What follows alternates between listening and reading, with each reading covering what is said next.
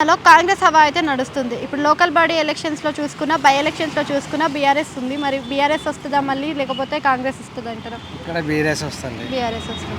ఎందుకట్లా బీఆర్ఎస్సే మళ్ళీ? ఇక్కడ గోపీనాథ్ మంచిగా చేశాడు కదా. ఓకే. అంటే గోపీనాథ్ చనిపోయారు గదా! వాళ్ళ వైఫ్‌కి ఇస్తారంటారా టికెట్ ఏమన్నా? ఏమో అంత ఐడియా లేదండి. కాంగ్రెస్ నుంచి చూసుకున్నట్టయితే కాంగ్రెస్ ఒకవేళ గెలిస్తే పథకాలు అందరికీ అందుతాయి. అధికారంలో కూడా కాంగ్రెస్ ఉందని ఇప్పుడు అధికారంలో ఉందండి. ఆ! అంత మన కరెంటు బిల్లు ఫ్రీ అన్నారు, ఇస్తలేదు. హ్మ్.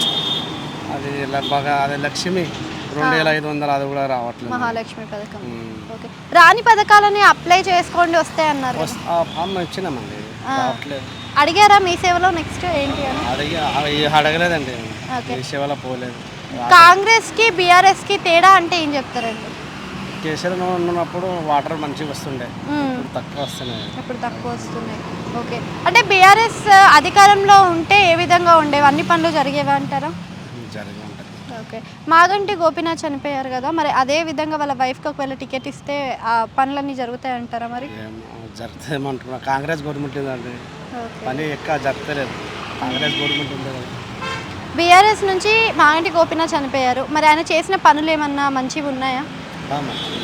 ఓకే. అంటే బీఆర్ఎస్ పార్టీకి ఇక్కడైతే ఎక్కువ మగ్గు చూపుతున్నారంటారా? ఇస్తారండి కాంగ్రెస్. టీఆర్ఎస్ పార్టీ అంటే ఇంకా ముందు కేసీఆర్ ఉన్నప్పుడు వాటర్ మంచిగా వస్తుండే, ఇప్పుడు తక్కువ వస్తున్నాయి. ఒక గంట, ఇప్పుడు ఇంకా పెరిగింది వర్షం వచ్చినప్పుడు.